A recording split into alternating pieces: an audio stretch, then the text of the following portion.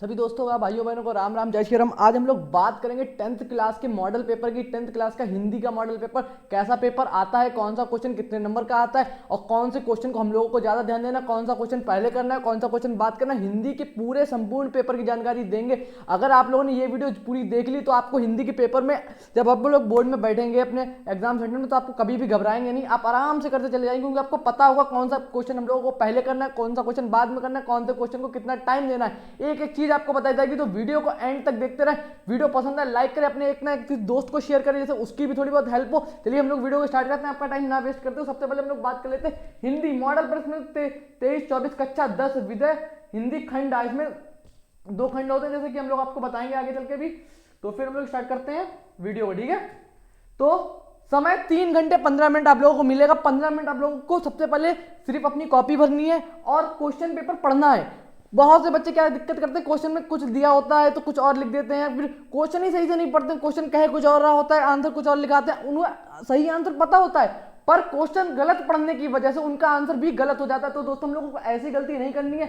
सबसे पहले 3 घंटे 15 मिनट में आप लोग जल्दबाजी नहीं करनी कि यार 15 मिनट भी लिख लेंगे जल्दी जल्दी, इतना टाइम बहुत। 3 घंटे अगर आप सही से पेपर करते हैं 3 घंटे पर बहुत अत्यधिक टाइम है आपके पास। 15 मिनट को कृपया करके प्लीज उसे पढ़ने के लिए दें। क्वेश्चन पेपर को अच्छे से पढ़ें, रीड करें, समझें, उसके बाद आंसर करें, ठीक है। निर्देश प्रारंभ के 15 मिनट परीक्षार्थी को प्रश्न पत्र पढ़ने के लिए ही निर्धारित है। सिर्फ और सिर्फ 15 मिनट आपके प्रश्न पत्र पढ़ने के लिए है, यहाँ पे साफ साफ लिखा हुआ है, ठीक है।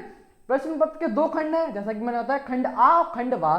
खंड आ में बहुविकल्पी प्रश्न है जिसमें सही विकल्प का चयन करना है। ओएमआर शीट पर नीले अथवा काले बॉल पॉइंट पेन से सही विकल्प गोले को पूर्ण करें।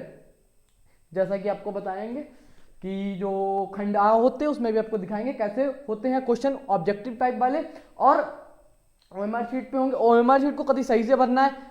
ब्लैक या blue dot pen, gel pen का यूज नहीं करना है। जितना आप कोशिश करें एग्जाम में, बोर्ड के एग्जाम में खासकर जेल पेन का यूज ना करें। किसी तरीके से व्हाइटनर का, हाइलाइटर का यूज नहीं करना है आप लोगों को। बहुत इसके लिए मैं आपको एग्जाम से पहले बहुत अच्छी सी वीडियो बना के दूंगा कि एग्जाम में क्या करना है क्या नहीं करना है, ठीक है। उसके बाद खंड आ में बहुविकल्पी प्रश्न है। प्रत्येक प्रश्न के लिए 1 अंक निर्धारित है। जो 10 अंक आएंगे आपके, वह भी हम 20 अंक का या 10 अंक का आएगा। ओएमआर शीट पर उत्तर अंकित किए जाने के पश्चात उसे काटे नहीं। ये नहीं आपने ऐसे करके भर दिया फिर उसे काट दिया, ऐसा नहीं होगा। इसके लिए हमारे सर ने एक और वीडियो बनाई है ओएमआर शीट कैसे भरी जाती है, वो यूपी पुलिस वालों के लिए, पर आप भी देख सकते हैं ओएमआर शीट भरने का सही तरीका। तो उस वीडियो पर जाएं और उसे भी देखें कि ओएमआर शीट कैसे भरी जाती है, ठीक है। जैसे मैंने इरेजर, व्हाइटनर, हाइलाइटर आदि का प्रयोग ना करें, कतई ना करें। आप सोचेंगे आपके हाइलाइटर के यूज से आपकी कॉपी बहुत अच्छी बन जाएगी, कॉपी अच्छी बनेगी पर नंबर कम मिलेंगे।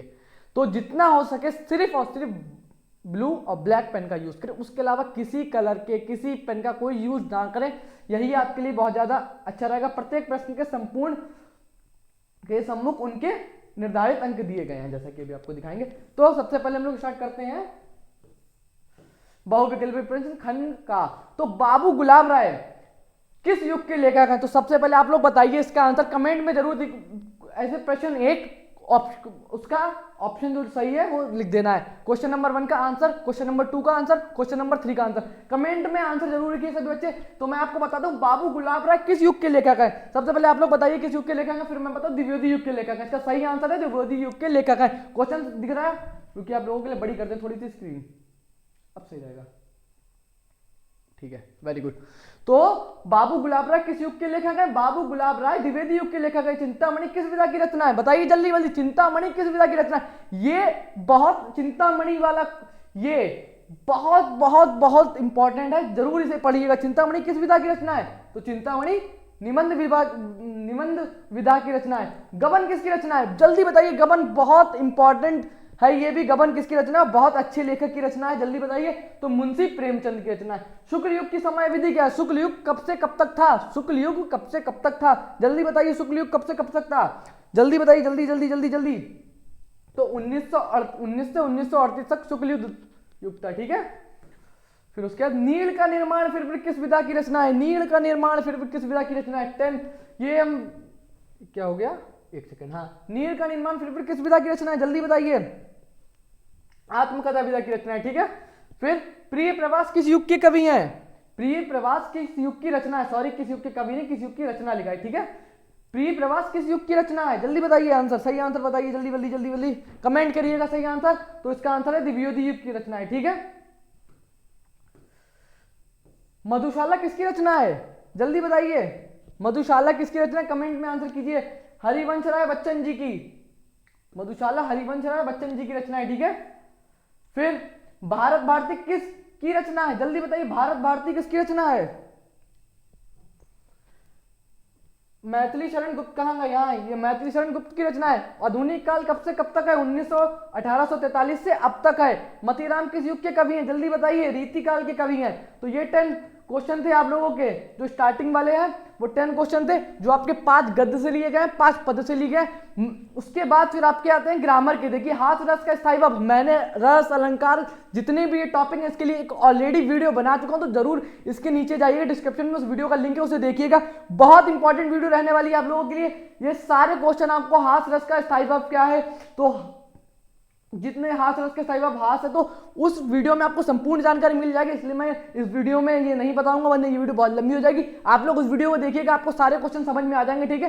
रोला और सोल्टा और कैसे पाई मात्रा लगती, सब एक एक चीज मैंने बताई गई। और कोई चीज ना समझ में आए तो आप कमेंट में कीजिएगा, मैं आपके लिए फिर एक बार फिर से वीडियो बनाऊंगा, आपको फिर से समझाऊंगा, ठीक है। कोई दिक्कत वाली बात नहीं। रोला छंद में कुल कितने चरण होते हैं? जैसा कि आकर्षण शब्द किसका उपसर्ग है, रचना के आधार पर वाक्य के कितने भेद होते हैं, पीताम्बर में कौन सा समास है, और ये सब एक एक नंबर के 20 क्वेश्चन है, 20-20 नंबर के। खंड का आपका खत्म हो चुका है यहाँ पे। और जो 10 क्वेश्चन ये वाले हैं, ये आपके ग्रामर से आए हुए हैं, जिसके लिए मैंने आपके लिए रस, छंद, अलंकार तीनों एक वीडियो में समझाया। बहुत अच्छा टॉपिक है, बहुत अच्छे से समझाया, उस वीडियो को जरूर देखिएगा। फिर यहाँ पे हम लोग खंड बा में आ जाते हैं। तो ये खंड बा आपका आएगा 50 नंबर का। खंड का था आपका था, सॉरी, खंड आ था आपका 20 नंबर का। खंड बा आपका 50 नंबर का। 70 नंबर का आपका ये आएगा। 30 नंबर के आपके प्रैक्टिकल होंगे, जो आप लोगों के कॉलेज से मिलेंगे, ठीक है।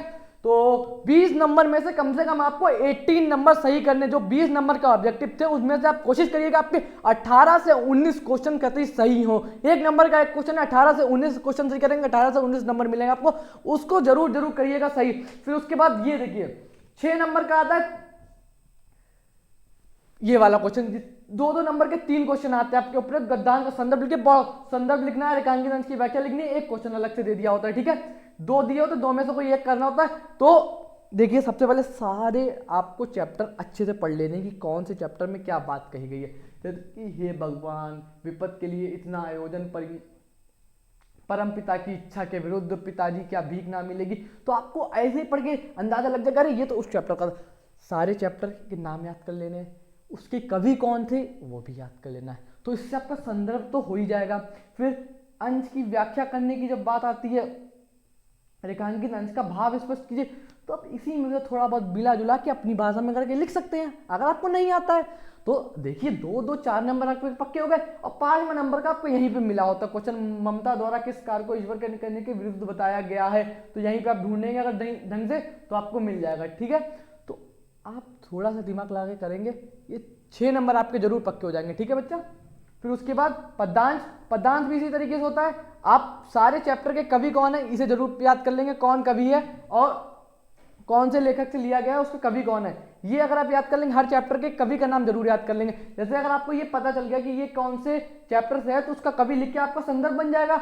व्याख्या आप यहीं से ढूंढ के कर लेंगे, थोड़ा बहुत इधर से अपना मिला जुला के अपने माइंड से बना जाके आपका ये 2 आंसर पक्के हो जाएंगे, 2 नंबर के 4 नंबर का होता है, ठीक है। ये वाला उपयुक्त पंक्तियों में कौन सा अलंकार दिया गया, इसके लिए आप लोगों को थोड़ी ग्रामर की जो मैंने अलंकार वाली वीडियो बनाई है उसे देखना पड़ेगा, ठीक है। उसके बाद तीसरे नंबर पे आ जाता है संस्कृत का गद्यांश। संस्कृत का गद्यांश आपका आ जाता है, जो एक गद्यांश आएगा एक पद्यांश आएगा। गद्यांश का आप हिंदी में लिखेंगे, ये भी बड़ा इंपॉर्टेंट होता है, बड़ा इजी होता है, कोई ज्यादा अलग से नहीं आता।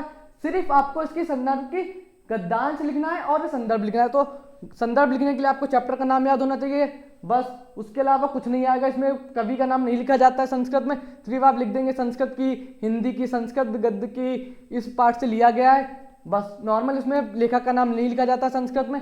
श्लोक की बात आ जाए तो श्लोक में भी सिर्फ आपको संदर्भ और व्याख्या लिखनी होती है, तो श्लोक भी बड़ा इजी है।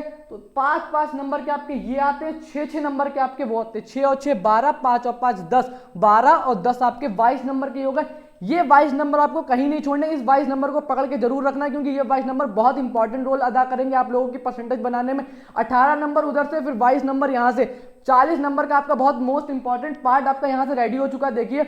और श्लोक की हिंदी अगर आपको ज़्यादा नहीं, मैं आपको इसके लिए एक अलग से वीडियो प्रोवाइड करवाऊंगा जिसमें मोस्ट इंपॉर्टेंट संदर्भ हिंदी के, वो संस्कृत के संदर्भ और श्लोक दोनों चीज़ें एक ही वीडियो में कंप्लीट करवा दूंगा, ठीक है।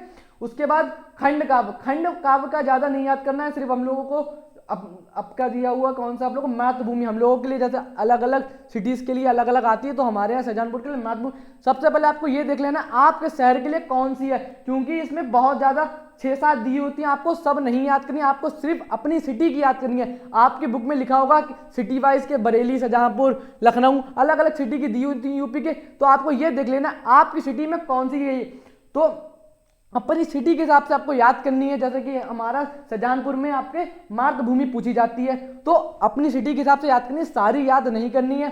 और याद करने का सही तरीका, इसमें जो कैरेक्टर स्केच है, चरित्र चित्रण है, वो जरूर याद कर लेना है। बाकी आपको उसकी पूरी कहानी एक बार पढ़ लेनी है, कहानी का सारांश मन में समझ लेना है। आपको कहानी पढ़ेंगे तो पूरी कहानी आपके मन में याद हो जाएगी, क्योंकि कहानी है, इजी होती है। फिर आप उसके बाद में अलग से अपने खुद से बना के भी लिख सकते हैं कि क्या चरित्र चित्रण था, साहसी था, अकलमंद था, अपने आप खुद बना के लिख सकते हैं। पर चरित्र चित्रण जरूर एक बार पढ़ लेना, कहानी जरूर पढ़ लेनी, कहानी का सारांश पढ़ लेना है। अगर आप वो कर लेंगे, फिर उसके लिए जैसे खंड का आपका संकल्प का सारांश लिखे थे, सारांश पूछा गया, अगर आप कहानी पढ़े होंगे तो आप सारांश अपने हाथ से बना के लिख सकते हैं। फिर आजाद पर चंद्रशेखर आजाद का चरित्र चित्रण, देखिए चरित्र चित्रण भूले, चरित्र चित्रण तो आप लिख ही सकते हैं चंद्रशेखर आजाद के बारे में, हमारे देश के स्वतंत्रता सेनानी थे, बड़ा जो भी आप बना के लिख सकते हैं। बड़ा इजी क्वेश्चन है ये, आपका रहता है कितने नंबर का, एक सेकेंड, ये आपका 3 नंबर का। 3 नंबर का आपका खंड का आता है, मोस्ट इंपॉर्टेंट है, बड़ा इजी होता है, कुछ ज्यादा आपको ध्यान देना है, बस आपको एक बार अच्छे से पढ़ लेना है। बताइएगा तो मैं इसके लिए अलग से वीडियो प्रोवाइड करवा दूंगा। फिर आपके 5-5 नंबर के 2 आपके जीवन परिचय आएंगे, इसके लिए भी मैंने एक वीडियो प्रोवाइड करवा दी आप लोगों को। जीवन परिचय मोस्ट इंपॉर्टेंट जीवन परिचय मैंने गद्य और पद के एक ही वीडियो में दे दिए हैं, उसकी भी लिंक मैं डिस्क्रिप्शन में डाल दूंगा, उसे आपको पढ़ लेना है, ठीक है। 5-5 10 नंबर के आते हैं ये। फिर उसका पाठ पुस्तक में तटस्थ कोई एक श्लोक लिखना है जो आपके प्रश्न पत्र में ना आया हो, जो ऊपर आपके 2 श्लोक दिए हुए हैं उनसे एक अलग आपको लिखना है। जो 2 श्लोक की आपको व्याख्या करने को दी हुई है वो श्लोक नहीं लिखना है, अलग से एक श्लोक लिखना है आप लोगों को, ठीक है। उसके बाद 2 नंबर का श्लोक आता है, फिर संस्कृत के उत्तर होते हैं, ये भी आप लोगों को बड़े इजी होते हैं कर देने। उसके बाद में 7 नंबर का आपका निबंध आता है। निबंध मोस्ट इंपॉर्टेंट है, पर्यावरण लिखने की क्या ट्रिक होती है, इसके लिए मैं आप लोगों को जल्दी एक वीडियो लाने वाला हूँ कि निबंध किस तरीके से लिखा जाता है, लिखने का क्या तरीका होता है। आप लोगों को पहले बता दूं, हेडिंग वाइज निबंध करिएगा, कभी भी निबंध करिएगा हेडिंग वाइज, उससे आपको अच्छे नंबर मिलते हैं और आप अपने हिसाब से ज़्यादा लिख पाते हैं। अगर आप ऐसे एक पन्ने में लिखेंगे, अगर आप हेडिंग वाइज करेंगे तो आप एक पन्ने के 2 या 3 पन्नों में लिख पाएंगे, ठीक है। तो कोशिश करिएगा हेडिंग वाइज लिखें, और उसके बाद जितना हो सके 2 या 2.5 पेज का निबंध लिखना है, ज़्यादा फालतू नहीं लिखना है, 4 पन्ने का 5 पन्ने का 2 या 2.5 पेज तक का निबंध आपको लिखना है, ठीक है। उसके बाद लास्ट है आपका 10 नंबर का, वो प्रश्न नंबर 10 जो 4 नंबर का आता है। अपनी विषय रुचियों का उल्लेख करते हुए अपने मित्र को एक पत्र लिखना है, या फिर आपको एक शिकायती पत्र लिखना है, या तो अपने मित्र को पत्र लिखना है या तो शिकायती पत्र लिखना है। इसके लिए मैं आप लोगों को वीडियो प्रोवाइड करवा दूंगा कि पत्र लिखने का तरीका सही क्या है, ठीक है। ये था आपका हिंदी का मॉडल पेपर, बहुत अच्छे तरीके से मैंने आपको सब बता दी कौन सा पोर्शन कितने नंबर का आता है। और सबसे पहले देखिए 7 नंबर का ऐसे 4 नंबर की एप्लीकेशन, इस पे 5-5 नंबर के 2 जीवन परिचय और स्टार्टिंग के 20 नंबर के वो, इन चीजों पे ज्यादा फोकस करना है क्योंकि ये इजी चीजें हैं। आप लोग इसमें कम टाइम देंगे और ज्यादा आउटपुट मिलेगा, कम इनपुट देना पड़ेगा, ज्यादा आउटपुट मिलेगा, ठीक है। तो ये थी आज की वीडियो में, हम लोग पूरा मॉडल पेपर आपको बताया कि किस तरीके से क्या आता है। तो अगर वीडियो पसंद आई तो जरूर लाइक कीजिएगा, अपने दोस्तों को शेयर कीजिएगा, और हिंदी, इंग्लिश और बाकी 10th में जितना हो सकेगा आप लोगों के लिए प्रोवाइड करवाया जाएगा। तो हमारे चैनल से जुड़े रहें। ये मॉडल पेपर को PDF चाहिए तो हम लोगों के success with Ashutosh sir Telegram channel है, उसको ज्वाइन कीजिए, वहां पे हर क्लास की PDF आपको प्रोवाइड करवा दी जाती है, ठीक है। Thank you.